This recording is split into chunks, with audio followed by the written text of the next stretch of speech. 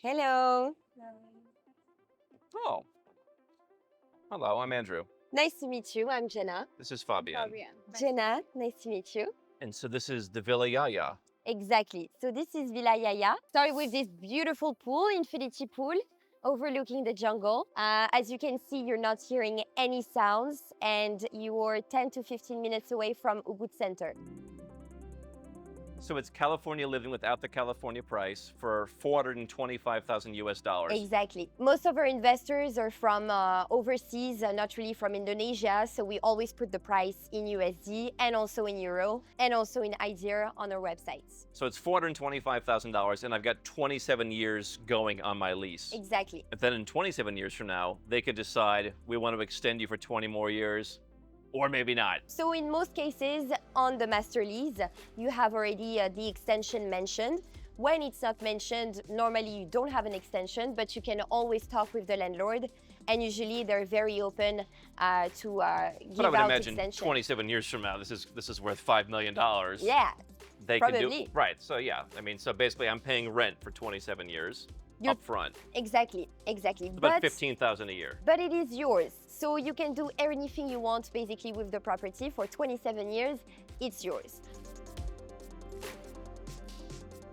I haven't had my own private backyard pool, I think, since I lived in the US. And that was a long time ago. There's something about waking up and just being able to jump in without needing to go anywhere or look a certain way that is very soothing. So you have this set up as a vacation rental also. Exactly. And what would I be getting in rent when I'm not here? So roughly, nightly price is 3.8 IDR, which is around 260.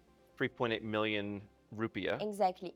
So that's like $225, $230 a night Exactly. at about 16,000 to one. Yeah, exactly. Peak season is more going to be around December, January. And high season is going to be July, August. In this period of time, you're going to be more around 300 up to 320 even for a property like that. And so people will come for peak season around Christmas and New Year's just for the holidays. Exactly. But the weather still isn't ideal.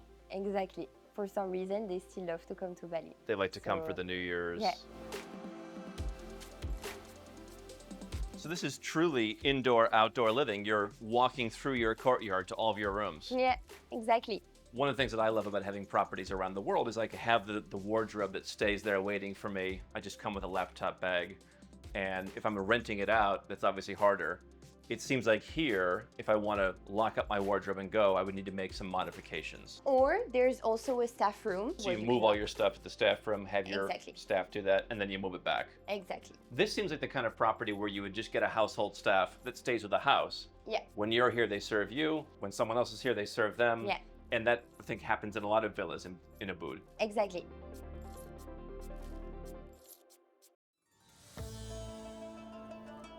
Look at that pool. Very nice. So this one is a 5-bedroom spread on 700 square meter of land for 600,000 USD. So you've got a 400 square meter, about 4,500 square foot property. And this is the pool that everybody imagines in Bali. Exactly. So yeah, it's very much jungle and you do have a rice field view on this side as well. So if I have this, do I have my household staff take care of the pool? Exactly. Is there a pool company that would come? So either you take a management company or you hire staff yourself. And you've even got your own massage room. Exactly. Ready to go. So here is 1 bedroom. This is not the master bedroom, but it's super spacious for a single bedroom. And you have an ensuite bathroom as well. Is this customary in Ubud where you're walking outside to get everywhere? Yes, pretty much. In this kind of design, yes, it is. It's not super nice when it's the raining season, but the rest of the time, it's very, very enjoyable. You can see rice field, jungle.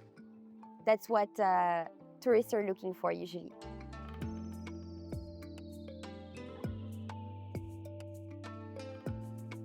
And so this is one that's also rented out. Daily, Yeah. mostly. How much are they going to charge you for this one? Around 350, 400 for low season, and up to $700 per night for high season. And what percentage of the time would this be rented out? around, let's say, 75–80%. There's a better occupancy rate in Canggu and Uluwatu because Ubud is super nice and spiritual, like you said, but there's no beach. And most of the tourism are people coming for yoga retreats or looking for very big houses like that, very big villas. If I want to buy these and rent them out, I understand we need a certain kind of residence permit. Exactly. So you need a PTPMA, basically, with a license to be able to rent. You cannot rent just like that. And you have a tax when you rent, which is the dispenda, around 10% from your gross income per month. As is the case in many Asian countries, citizenship is rather difficult to get. In Indonesia, dual citizenship is not allowed, including if you get it by naturalization, and the passport in terms of its visa-free travel is not as good.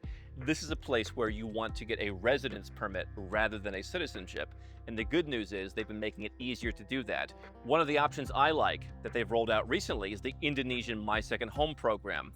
Some people might call it the golden visa, but basically you're going to put 129,000 US dollars in its Indonesian rupiah equivalent into one of the government-owned banks. So you're limited to just those government-owned banks. You put that money in and you get a multi-year residence permit that allows you to live here whenever you want, but you don't have to live here. And that's where Asia excels. It's not like European countries where citizenship is easier, but to keep the residence permit, they have more restrictions in many cases. And so here, you can put your money in the bank. That's a form of diversification in and of itself. And then you have the option, but not the requirement, to live here for many years into the future. So over here, this is something called canang. So in Bali, this is a spiritual offering to the gods. It usually consists of flowers, incense, and the offering, sometimes money or biscuits or even candy. So this is a sacred thing that is being done every day, and it is typically prepared by a woman of the household.